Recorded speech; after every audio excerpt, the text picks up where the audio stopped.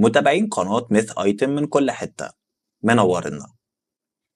الفيديو النهاردة هيكون مختلف عن سلسلة الميثولوجي، لأن البلاي ليست اللي احنا حاطينها بتضم الأساطير والحكايات الغريبة من كل أنحاء العالم.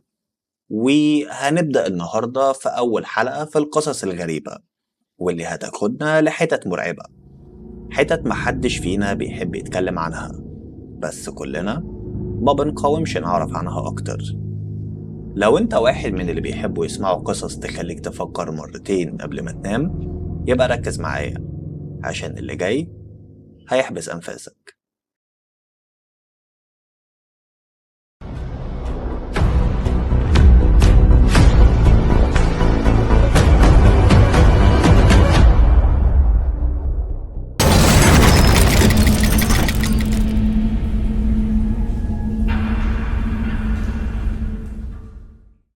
Rosenkrantz-Monat, weißt du ja, ne? Ja, Rosenkranz. aber die wenigste beten. Die wenigste. Ja. Und in der Kirche wird am allerwenigsten gebetet, weil die Herrn Pfarrer ja das für unmodern halten. Ja. Ja. Alle? Fast. Die sind ja so blöd, wenn sie eine Ahnung hätten. Ah! Aber was ist das für die Rosenkranz? Warum? Ja, warum? الساعة بقت 3 الفجر، وده ممكن نختلف على أهميته بالنسبة لنا كبشر. طلاب بيذاكروا، ناس لسه مخلصة شغلها، وناس لسه قايمة من السرير أصلا. لكن اللي انت ما تعرفوش إنك في الوقت ده بتبقى في أضعف حالاتك الجسدية والروحية. ساعة الذئب، الساعة المفضلة للشياطين. أنا إليزابيث أو أناليز ميتشل أو إيميلي، من مواليد 1952، اتولدت في بافاريا بألمانيا الغربية. إيميلي كانت بنت محبوبة جدا وجميلة، نشأت وكبرت وسط عائلة كاثوليكية متدينة. لما إيميلي بقت 16 سنة ابتدى يحصل لها شوية أعراض مخيفة، تشنجات، رؤى بتشوفها. ابتدى ان هي بتمشي في طرق، بعدين بيجيلها فقدان ذاكرة، ما تفتكرش هي فين وبتعمل ايه. الاعراض دي فضلت مكملة مع إيميلي لحد 1973، لحد ما دخلت جامعة اسمها ويتسبورغ. كل اللي حواليها كانوا فاكرين ان إيميلي هتبقى احسن بمجرد دخولها الجامعة، لان هي هتندمج في مجتمع جديد، هتعرف اصحاب تانيين. بس للأسف الأعراض ما اختفتش، وفضلت مكملة معاها وبتزداد صعوبة يوم عن اللي قبله. ولما الحالة ابتدت تدهور خالص، إيميلي اقتنعت إن هي ملبوسة بشيطان، وابتدت تشوف الموضوع ده من النظرة دي، وإن هي لازم تلاقي حل.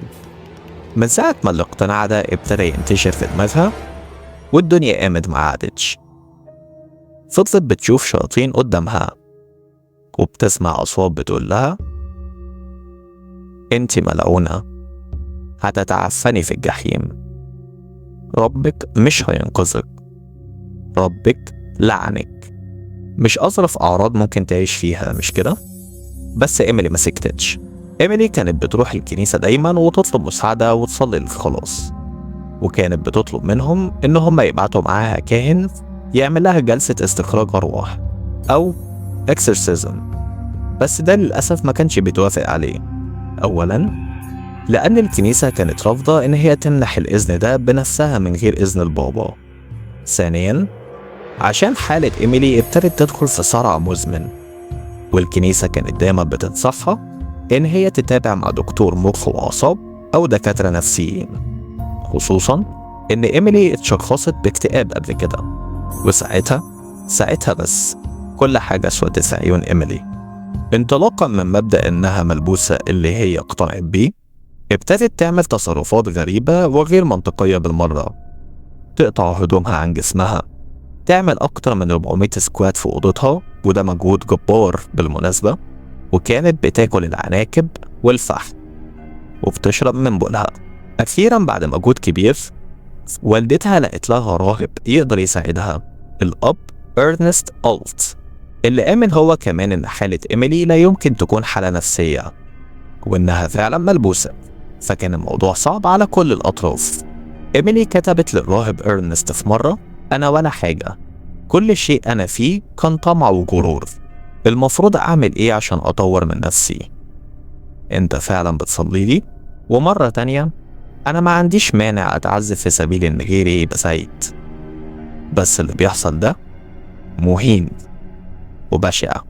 إرنست راح للبابا المحلي في المدينة، وأخيرا حصل على التصريح إنه يقوم بعملية استخراج الأرواح، بس البابا قال له إن هي لازم تتم بمنتهى السرية. لمدة 10 شهور من إصدار القرار ده، إيميلي عملت أكتر من 67 جلسة استخراج أرواح، الواحدة منهم كان ممكن توصل ل4 ساعات. وفي الجلسات دي اكتشفنا أكتر حاجة مرعبة أنت ممكن تتخيلها في حياتك، واللي ما افتكرش إنك خمنتها وأنت بتسمع القصة. إيميلي على لسان غير لسانها أثناء الجلسات اعترفت إن جواها أكتر من 6 أرواح وشياطين، منهم لوسيفر الشيطان اللي كان ساكن قابيل، يهوذا الإسخريوطي اللي سلم المسيح، أدولف هتلر، أيوة هتلر بتاعنا، نيرون المجنون حاكم روما اللي أمر بحرق بلده، وراهب ألماني أنا الصراحة مش عارف أنطق اسمه، وده كان راهب معزول. للأسف القصة ما خلصتش بنهاية سعيدة زي ما بيحصل في أفلام كونجرينج. إيميلي اتوفت نتيجة للهزلان البشع اللي اتعرض ليه جسمها من قلة الأكل والشرب وعدم النوم. وابتدت قصة تانية للراهب ووالديها اللي المحكمة حكمت عليهم بالسجن لأن إيميلي كانت بتشخصها بمرة في الفص الدماغي اللي هو سبب لها الصرع والهلاوس دي. على اعتقاد المحكمة والدكاترة تم الحكم على الراهب إرنست بتهمة القتل بسبب الإهمال، 6 شهور مع وقف التنفيذ و3 سنين تحت المراقبة. أما عائلة إيميلي فتم العفو عنهم بحجة إنهم عانوا بما فيه الكفاية إنهم يشوفوا بنتهم بتتعذب كده قدامهم وهي مجرد 23 سنة.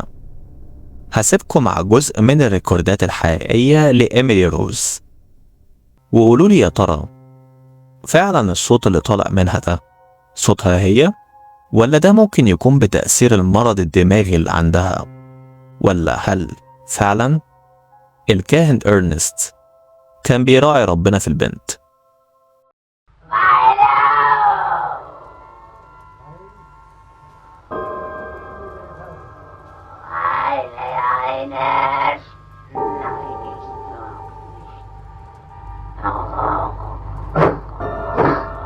What these are the babies? Weil eine starke Maul. Ja, Eine starke Waffe.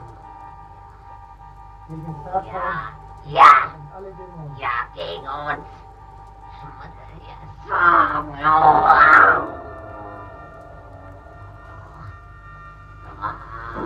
Der Rosenkranz, eine gewaltige Macht, die den Ja,